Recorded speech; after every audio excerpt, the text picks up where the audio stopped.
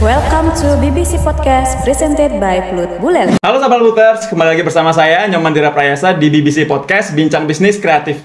Dan senang sekali pada kesempatan kali ini saya sudah berada dengan salah satu UMKM binaan dari Plut yang bergerak di bidang cake and bakery, yaitu Ibu Dwi dari Rumah Roti. Mungkin bisa diperkenalkan dulu, Bu. Terima kasih Mas Dira untuk kesempatannya pada siang hari ini. Perkenalkan, nama saya Dwi Mulyati dari Rumah Roti Pemaron yang bergerak di bidang cake and bakery. Oke, jadi UMKM Rumah Roti ini adalah salah satu dari binaan kita di Plut yang bergerak di bidang usaha cake and bakery. Ya, mungkin untuk awalan kita mau tahu nih Bu, gimana sih sejarahnya dari terbentuknya usaha dari Rumah Roti ini? Baik, awalnya tahun 2020. Jadi itu kejadiannya dari kisah keluarga sebenarnya. Namun sebelum itu saya sebenarnya punya profesi lain, yaitu sebagai seorang financial planner atau sebagai konsultan keuangan. Jadi saya 8 tahun berada di perusahaan itu. Kemudian karena suami mengalami suatu insiden kecelakaan, saya harus ngurus suami. Jadi menjadi suatu pilihan apakah saya harus tetap bekerja di luar atau mengurus suami sampai beliau sembuh. Nah, di situ timbul ide saya harus punya usaha, di mana usaha itu bisa sambil mendampingi suami sampai beliau tuh sembuh. Nah, ide itu karena saya punya hobi memasak, buat kue. Saya coba Mas waktu itu. Nah, pertama kalinya sebenarnya idenya dari kelor, dari tepung kelor. Karena kelor itu kan banyak sekali fungsinya ya. Saya datangkan bubuk kelor dari teman yang ada di Surabaya. Sebenarnya tadinya saya konsumsi seperti biasa, saya minum. Karena ini berupa bubuk kelor, jadi saya punya ide barangkali kalau misalnya saya buat kue untuk cemilan lebih enak mungkin untuk dinikmati. Jadi inovasi produknya adalah ini, nastar kelor. Nah, kemudian saya promosikan nastar kelor ini. Masuknya ke Surabaya, masuknya ke Denpasar. Saya belum di Singaraja nggak terjangkau atau mungkin waktu itu belum begitu terkenal ya. Saya sendiri belum punya merek dagang.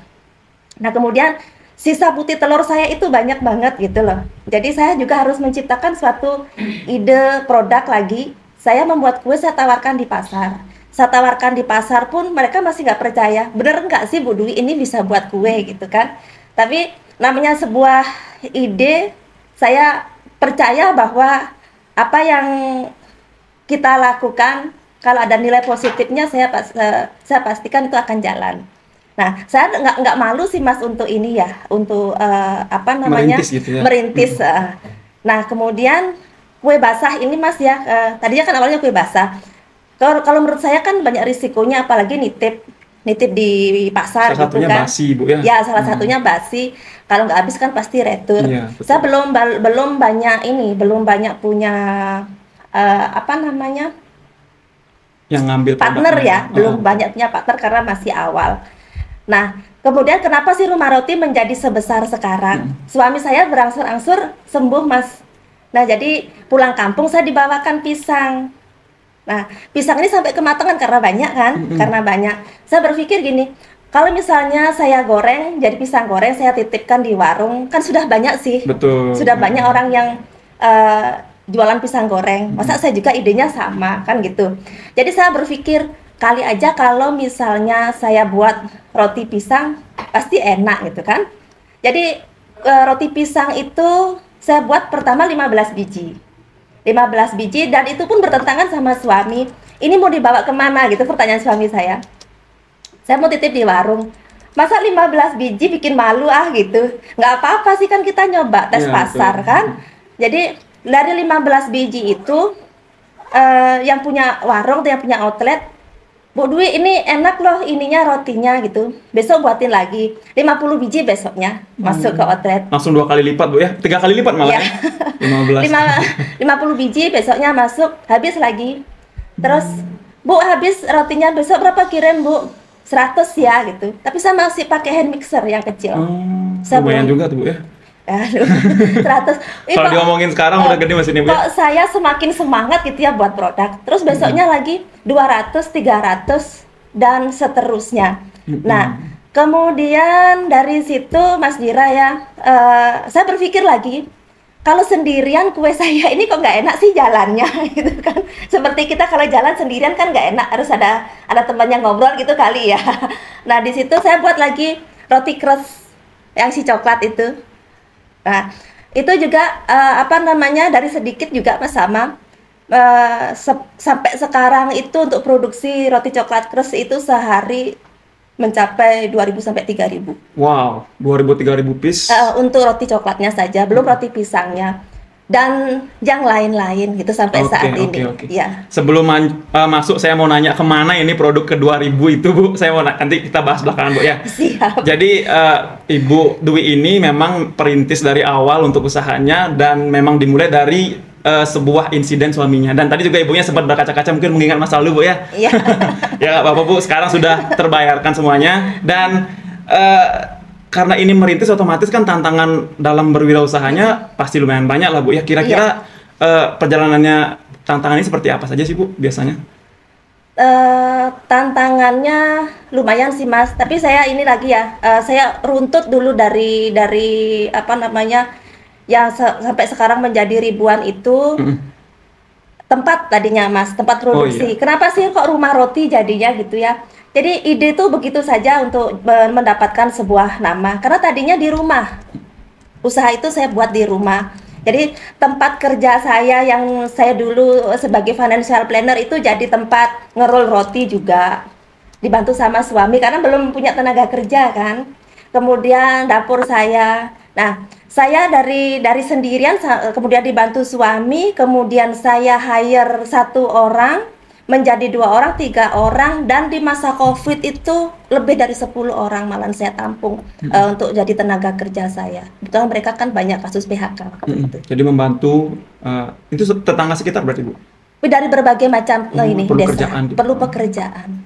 Gitu. Tapi waktu itu untuk bisnis Ibu sendiri pas COVID itu memang terhambatkah atau memang malah baik-baik aja nih, Bu? Waktu COVID malah oke banget. Oh gitu, karena mungkin orang malah di rumah perlu cemilan gitu mungkin ya?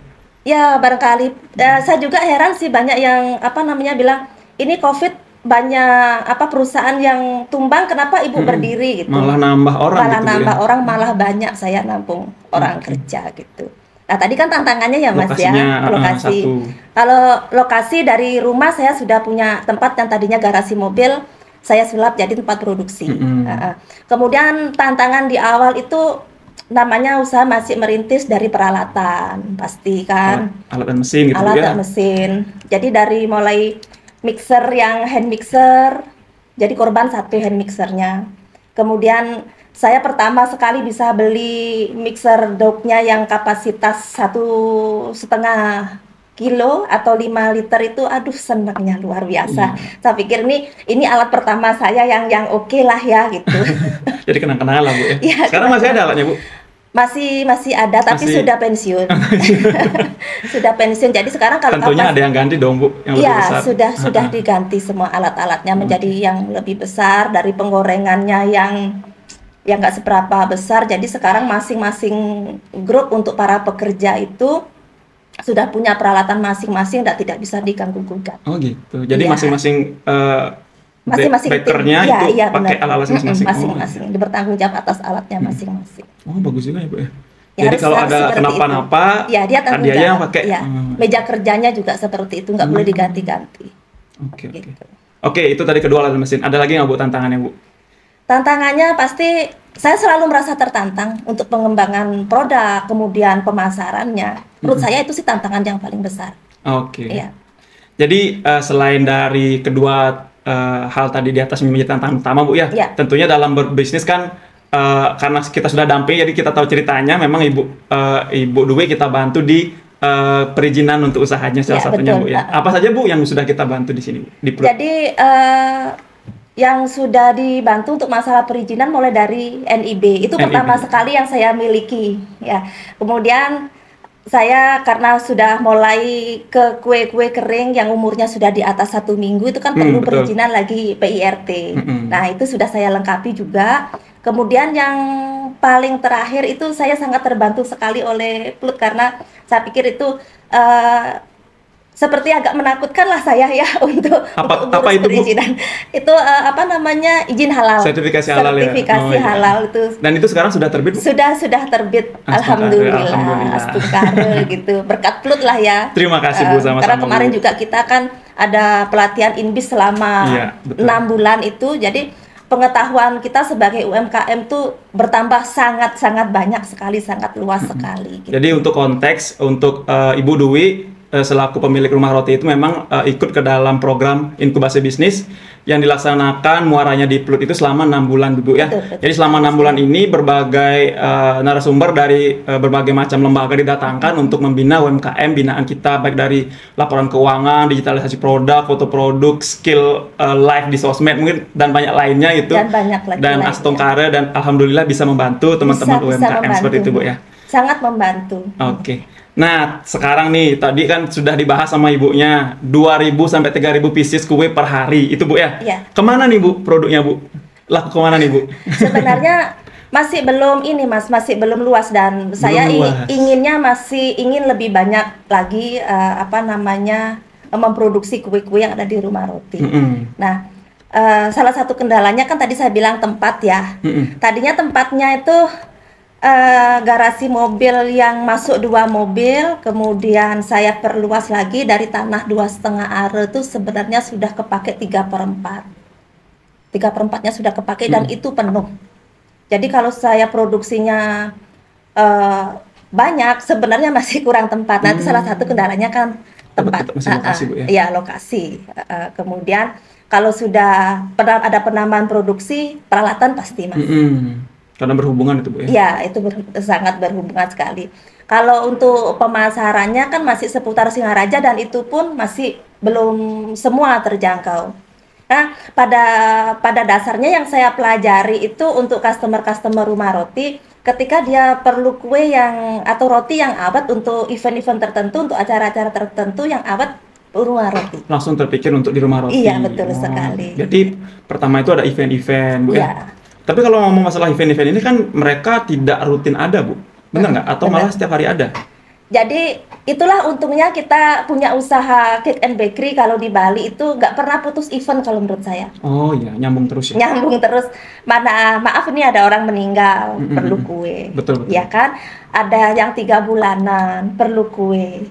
Ada yang nikahan, ya kan? Dan lain sebagainya. Belum Kan lagi banyak acara sekali. kantor, Iya, Bu ya? benar. Di hotel-hotel gitu ya? Di hotel-hotel juga.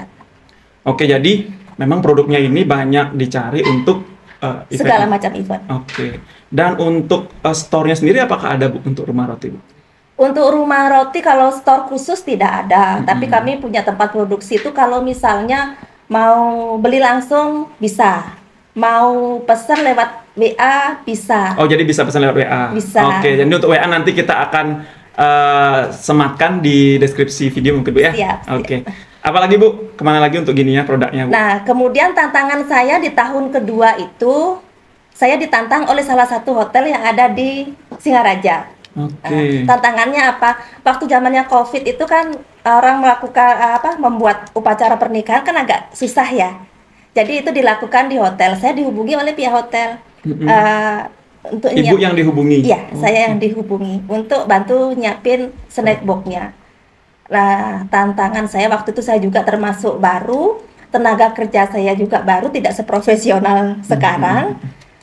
Itu saya nyiapkan 650 box dan lolos itu ceritanya kan. Jadi lolos 650 box. Kemudian saya dihubungi lagi oleh pihak hotel. Saya disuruh buat list menu. Katalog lah ya? Ya, buat katalog. Jadi saya masih belum berpikir kalau sampai sekarang itu saya bisa jadi vendor hotel itu. Gitu. Berarti untuk dihubungi hotel ini tentunya kan bukan sembarang tiba-tiba hotel nelpon orang kan, Bu ya? Artinya dari rumah roti ini sudah dinilai untuk capable lah, layak lah untuk hal tersebut sehingga dihubungi dan diberikan kesempatan. Dan kesempatan itu juga tidak saya sia-siakan. Betul, tidak boleh disia-siakan. Dikasih tantangan berapa? 650 box. Dan mungkin jangka waktunya juga. Dan itu orang penting yang nikah. Orang anggota dewan sama kepala apa namanya itu yang di air sana itu tentara itu. Jadi tentunya kualitas sangat diperlukan, Bu ya. Benar, seperti ketepatan waktu. Oke. Iya. Jadi untuk event hotel ini sekarang apakah rutin ya, Bu? Atau Rutin, masih sekarang jalan. kirim ke hotel rutin. Jadi selain event-event yang memang sewaktu-waktu dan walaupun sewaktu-waktu itu juga sering, Bu ya. Iya, Dan di benar. hotel itu ngirim secara rutin. Secara rutin. Oke. Terus kerjasama dengan beberapa restoran juga. Untuk kerjasama dengan restoran ini, apakah Ibu yang approach sendiri atau dihubungi, Bu? Dihubungi juga. Dihubungi juga? Iya. Kebanyakan mereka yang menghubungi. Karena sudah ada nama di awal gitu ya, Bu ya? Mustengkar, iya.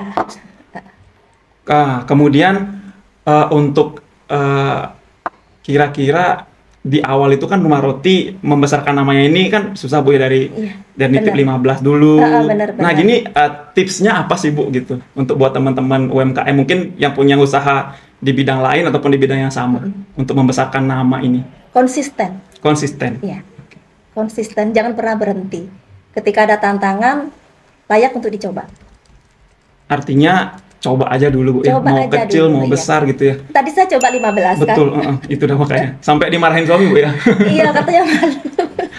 Padahal Padahal itu yang membawa menghasilkannya. berkah. Kalau coba kita langsung titip 100 terus basi udah kena mental jadinya nggak jalan, Bu ya. Karena saya terbiasa gini Mas, waktu di perusahaan, karena saya juga ada posisi kan di perusahaan yang dulu saya biasa coaching ini ya, tim gitu ya. Jadi dengan tes market juga. Jadi itu biasa saya lakukan tes market. Produk apapun saya melakukan tes market. Ketika diterima oleh customer saya, boleh saya lanjutkan bertahap sampai produk ini dikenal dan menjadi besar. Oke. Jadi mungkin pembelajaran untuk kita semua. Jadi kalau memang apalagi modalnya terbatas, Bu ya.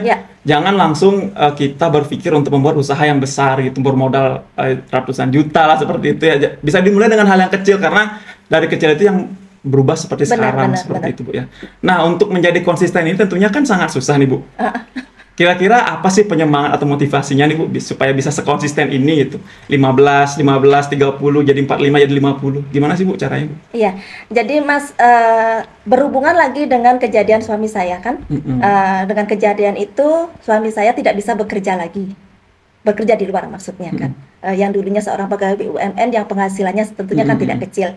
Kemudian karena insiden itu, suami saya langsung, pensiun kan. Tentu kan pendapatan tidak ada. Kemudian saya juga di kantor dengan kondisi COVID. Memang berdampak yang sana, Bu ya. Dampaknya kan sangat banyak. Nah, di situ anak-anak saya yang pertama masih kuliah, Mas, di arsitek di Jogja. Tentunya perlu biaya. Perlu biaya. Disusul lagi anak saya yang kedua ini malah kuliahnya di luar negeri. Lebih besar lagi Lebih kayaknya. besar lagi. Kalau saya tidak mengiyakan, saya takut dia kecewa. Saya takut dia kecewa. Jadi apapun yang terjadi, saya harus semangat. Saya harus lebih semangat lagi. Saya harus mengusahakan untuk mereka. Sampai saat ini lagi 1 semester lagi yang di luar negeri. Dan bisa pulang. Sudah pulang 2 kali. Udah pulang 2 kali. Iya. Rencananya yang di luar negeri studinya di bidang apa tuh? Di bidang media komunikasi NA. Jadi bisa minta bantuannya untuk nanti buat konten-konten gitu, Bu ya. Bisa ya. Bisa. Nah, jadi multi dia gininya sekolahnya. Oh iya. Jadi untuk konsisten ini tentunya karena berbagai tekanan, Ibu ya, yang dimana mendorong Ibu Dwi sendiri dan beserta suami dan keluarga untuk harus mampu untuk keluar dari kondisi yang susah seperti itu, Bu ya. Menjadi trigger lah untuk betul sekali. Dan tentunya nggak sembarang juga mentalnya, Bu ya. Nah, ada orang yang mungkin tertekan itu ya udah nyerah. Anaknya kuliah mungkin selesai. Kan bisa seperti itu, Bu ya. Ada pilihan itu juga, Bu ya. Jadi, tapi Ibu memilih untuk lanjut terus. Salah satu tantangan kita sebagai pengusaha yang kebanyakan orang berhenti di tengah jalan itu karena mental, Mas. Ya. Saya sendiri mengalami itu karena situasinya yang dulu saya maaf nih ya, bukan gimana, saya turun naik mobil, saya biasa di kantor, tiba-tiba dengan penampilan saya yang sekarang bawa ceketer lah ya, bawa roti, itu pun saya sempat gimana ya? Ada cercaan cemoohan, Bu ya. Iya. Tapi saya anggap itu biasa sebagai tantangan buat saya. Karena mereka pun yang berkata seperti itu belum tentu dia seperti saya saat ini. Belum tentu jadi apa-apa. Jadi apapun yang dikatakan orang di luar sana, saya ambil nilai positifnya sebagai tantangan buat saya. Oke. Jadi untuk bisa memperkenalkan brand kita tentunya diperlukan sesuatu tindakan yang konsisten, yang di-backingi atau ditenagai oleh mental yang kuat seperti itu Bu ya. Iya, Benar nggak, Bu? benar. Jadi memang mental ini kadang kita jujur saja untuk orang Bali kadang memang untuk dalam berusaha itu kebanyakan gengsinya kadang Bu. Begitu Mending bekerja lah di luar gitu. Kebanyakan gengsinya jadinya udahlah gitu memutuskan untuk kerja keluar negeri lah kerja jadinya atau enggak minimal ke Denpasar lah mungkin seperti itu. Nah kemudian nih Bu untuk pesan-kesan mungkin ya selain yang tadi konsisten dan mental ini untuk teman-teman yang pengen membuka usaha setelah nonton Ibu nih gitu. Saya mau juga deh jadi wirausahawan gitu pokoknya. Gimana sih apa sih tips-tipsnya nih Bu buat teman-teman? Ya mungkin bisa dibagikan lah berdasarkan pengalamannya Ibu. Berikan tantangan untuk diri kita sendiri. Tantangan untuk diri sendiri, biar terus berkembang gitu Bu. Biar terus berkembang, tetap berinovasi. Jadi intinya jangan diam di zona nyamannya seperti itu ya. Benar. Oke. Tantangan apa lagi Bu kira-kira Bu? Apa ya? Kalau saya tantangan itu Modal penting nggak Bu? Modal penting. Modal penting. Iya. Untuk Ibu yang memulai dengan usaha 15 bisnis mengatakan modal penting gitu ya. Iya, modal termasuk salah satu pendukung. Artinya kalau ada itu artinya sudah ada backingan gitu Bu ya. Ya salah satunya. Cuman kalau di usaha saya ini saya lakukan secara organik ya Mas ya. Maaf bukan gimana saya tidak pinjam dari bank, dari koperasi, tapi bertahap semuanya. Yang seperti tadi dari 15 biji, 100 itu kan. Dari saya belanja tepung terigu dari 1 kilo, 2 kilo sampai sekarang itu kalau saya hitung-hitung 1 bulan lebih dari 0,5 ton. Oke. Ya. Tapi saya lakukan dengan ini organik semuanya. Oke, mungkin terakhir mungkin bisa diperkenalkan sedikit Bu, ada beberapa produknya di sini yang sudah dibawa dan ini belum semuanya Bu tentunya Bu ya. Semuanya, ini iya. ada nastar kelor. Alami hijaunya ya, nggak tanpa pewarna sama sekali. Jadi ini menggunakan daunnya yang ditepung gitu Bu ya. Ditepung. Kemudian diolah menjadi nastar. Kemudian ada juga nastar yang original Ibu ya. Yang original ada, kemudian ada putri salju, kemudian ini kastengel, ini best seller semua. Hari ini Bank BNI ada ngambil 60 toples untuk acara. Oke. Dan ini juga ada caramel cake ya? Ini ada cake karamel. Ada juga yang kecil-kecil, mungkin ini untuk di toko-toko atau jajanannya. Jadi semuanya saya pikir punya pangsa pasar sendiri dari harga yang sangat terjangkau dari 1000-an sampai puluhan ribu ada. Semua ada di Rumah Roti. Jadi banyak sekali pilihan-pilihannya. Oke, untuk terakhir mungkin ada yang mau disampaikan Bu. Mungkin nanti untuk teman-teman yang udah pengen nyoba mungkin salah satu atau semua dari varian produknya Ibu Dwi, nanti akan kita sematkan ataupun tambahkan di deskripsi produk terkait dengan WA dari Rumah Roti. Mungkin terakhir Bu ada kata penutup untuk mengakhiri podcast kali ini. Tetap semangat dalam menjalankan usaha, jangan mudah putus asa, tantang diri kita sendiri. Oke, itu tadi. Terima kasih Ibu dan demikian podcast BBC Podcast pada siang kali ini dan sampai jumpa di kesempatan selanjutnya. Bye bye.